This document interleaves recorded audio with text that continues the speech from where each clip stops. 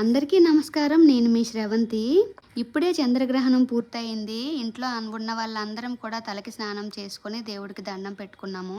పాలలో పసుపు వేసుకొని ఇల్లు మొత్తం శుద్ధి చేయాలి కదా, అందుకని నేను ఇంకా కలిపి పూజ గది, ఇంకా హాలు, బెడ్రూములు 2 ఇంకా మొత్తం కూడా చిలకరించుకున్నాను. అన్ని మూలలు కూడా పాలు పసుపుతో శుద్ధి చేసుకున్నాను. ఆ తర్వాత ఇల్లు శుభ్రం చేసుకోవడానికి ఫస్ట్ అయితే ఊడ్చుకున్నాను.